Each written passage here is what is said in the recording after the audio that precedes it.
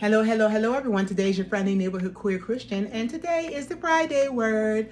So, as we know, we have entered day number 4 of this administration. The 47th person, he was 45 and now he's 47th person who has now held this office. Amen. Now, with that said, we know this has been a very, very busy week. Amen. He has been having a flurry of executive actions. Some of the top hits may be the ending of the DEI programs across this nation, amen, that are federally funded. The halting and the gutting of federal employees, which means thousands of people will be out of work. The pulling out of the Paris Accord Agreement, amen, which is basically was our participation in combating climate change, saying that he may or may not give any additional money to the California wildfires, amen. California is the number 1 GDP in the world, not the country, in the world. That is an economy. Amen. Okay, the pulling out the U.S. participation in global tax deal, which was a way of ensuring that global nations, multinational corporations pay at least some taxes into the global economy.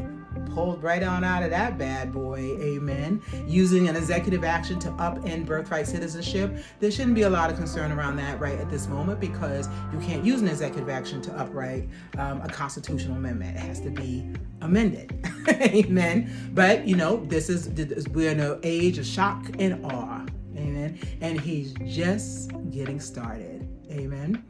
So I share this all to say that it is not a great time in this country. And one of other things that he has done is he stopped the U.S. participation in working with social media companies to combat misinformation. Why that's important is you and your friends or whatever can come off of social media. Social media is here to stay. Social media is here to stay. And with that, many people, especially a lot of young people, receive their information from social media. I would hope that this would be a time of people stepping up in their age of discernment, but I don't know. Amen. But social media is here to stay, and it has been a way to sort of, as many argue, how he got into office in 2016. Amen. So with that said, I want to go right into Matthew. Now, I'm going to read Matthew 10 in the Message. And this is when Jesus has sent out his 12 disciples in their first trial run of spreading the message. Being an evangelist, right? Evangelist sharing the word to other people, healing people, casting out bad spirits, being that sort of voice. And again, this is for no money. Amen. And the reason I bring that up is in Matthew 10:9. Don't think you have to put on a fundraising campaign before you start. You don't need a lot of equipment. You are the equipment. All you need to keep that going is 3 meals a day, travel light. Right? When you're sharing the word and what you need to do, you don't need to have a whole production. You just sort of do it. At this time, I bring that up because there's going to be many people who are hurt around this, right? We know that we have that the bishop who spoke at the inauguration, but was post-inauguration, like the service or something like that. And she shared about how to have humility and mercy for 2 of the groups that she felt were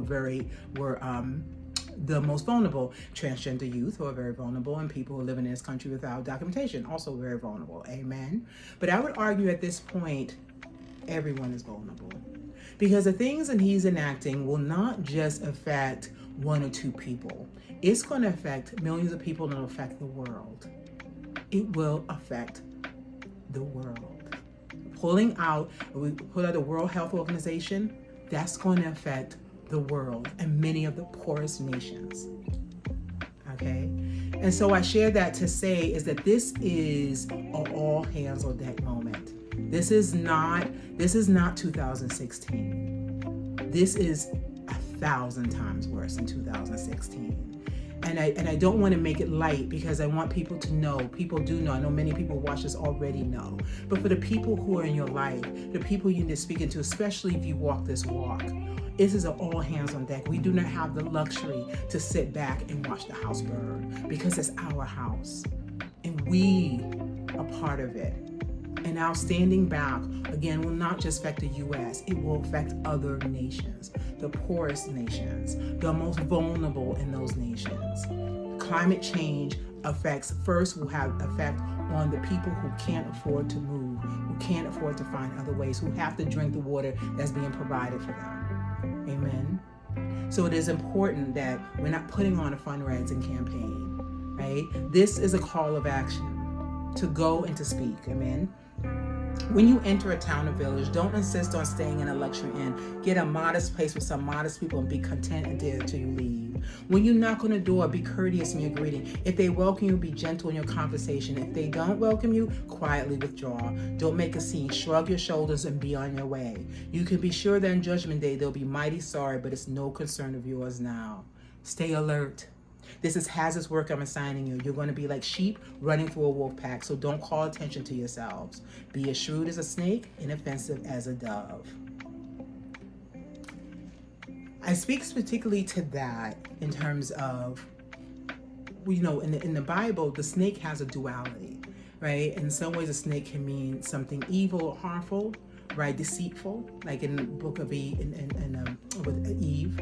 But it also, when you think of, in Exodus with Aaron, the snake was then used as a way of healing. There's a duality with the snake. But I would take away from that is discernment. You have to know the difference between what is harming and what is helping. And this is a time where we know what is harming and what is helpful. Being angry, being snarky, being slighting people is not going to get us where we need to be. Right? It's not going to get us where we need to be because that's their game. We can't play their game. We can't win their game. We can only win our game. And our game, as Reverend Waldron would say, is to be part of the love revolution. Amen. This is what Jesus was saying. Go to them. Now, if they don't receive you, withdraw. There's a difference between being a love revolutionary and being a doormat. Amen. But to speak the truth, because the truth is what's going to work now. Adding misinformation, trying to embellish things to have an effect, that's not going to do anything. But the truth, good or bad, is going to be the sword. That's what's going to fight amongst what's happening right now. Amen. And to go back right into it, don't be intimidated. Eventually everything is going to be out in the open, and everyone will know how things really are. So don't hesitate to go public now. Don't be bluffed into silence by the threats of bullies. There's nothing they can do to your soul, your core being. Save your fear for God, who holds your entire life, body, and soul in his hand. I'm jumping. Stand up for me against world opinion. I'll stand up for you before my Father in heaven. If you turn tail and run, do you think I'll ever cover you?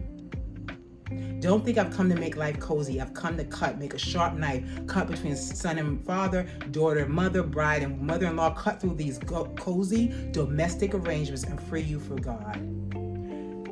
So what the meaning in that saying is the cutting through. And that's what I'm saying, the sword of truth. That you can't get caught up in what may have been or what we knew each other, whatever. At this time, it is about cutting through the lies, because misinformation, deceit, dissension is going to be the name of the day. And the only way you can deal with misinformation is to tell the truth. The only way you can deal with the tearing away of people is the building up.